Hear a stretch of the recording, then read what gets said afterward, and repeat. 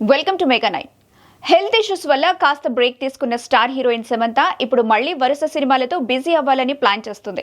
ఈ మధ్యనే ఈ బ్యూటీ ఇండస్ట్రీలో 15 ఏళ్లు పూర్తి చేసుకుంది. ఈ 15 ఏళ్ల కెరీర్ లో సమంత ఎన్నో ఎత్తుపల్లాలను చూసింది. ఎన్నో వివాదాలను, ఇంకెన్నో విమర్శలను కూడా ఎదుర్కొంది. ప్రేమ పెళ్లి నుంచి బయటకు వచ్చేసింది.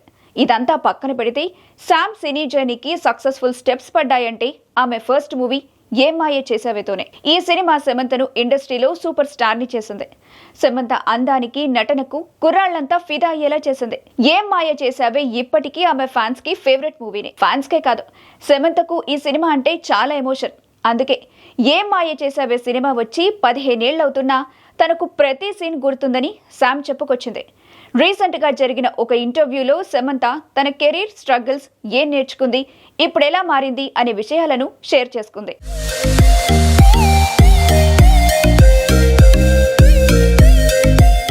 సమంత నటించిన మొదటి సినిమా ఏం మాయ చేసావే. గౌతమ్ మీనన్ డైరెక్షన్ లో వచ్చిన ఈ మూవీలో అక్కినేని నాగచైతన్య హీరోగా నటించాడు. అందమైన ప్రేమ కథగా తెరకెక్కిన ఈ సినిమా అప్పట్లో బ్లాక్ బస్టర్ హిట్ గా నిలిచింది. మరి ముఖ్యంగా శామ్ చేసిన జెస్సీ క్యారెక్టర్ యూత్ కి బాగా కనెక్ట్ అయింది.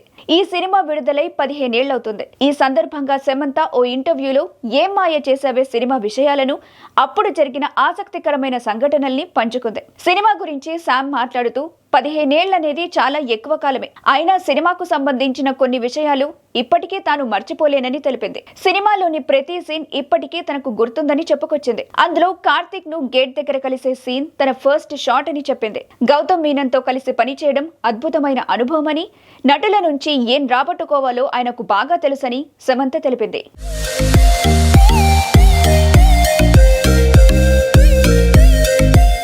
ఇక తన కెరీర్ లో వెనక్కి వెళ్లి చూసుకుంటే చాలా ఉన్నాయని సమంత తెలిపింది. ఆనందం, దుఃఖం, సమస్యలు ఇలా ఏది పెండింగ్ లో లేవుంది.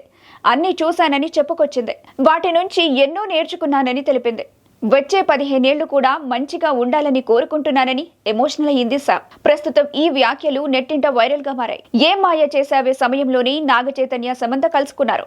ఆ తర్వాత వారి మధ్య ప్రేమ చిగురించి పెళ్లి వరకు దారితీసింది. 4 ఏళ్లు కూడా కలిసి ఉండకుండానే ఈ జంట విడాకులు తీసుకుని విడిపోయారు. నాగచైతన్య శోభితను ప్రేమించి మరీ రెండో పెళ్లి చేసుకుని సెటిల్ అయిపోయాడు. ప్రస్తుతం శామ్ ఒంటరిగానే ఉంటుంది. మరి భవిష్యత్తులో ఆమె రెండో పెళ్లి చేసుకుంటుందో లేదో వెయిట్ చేసి చూడాల్సిందే.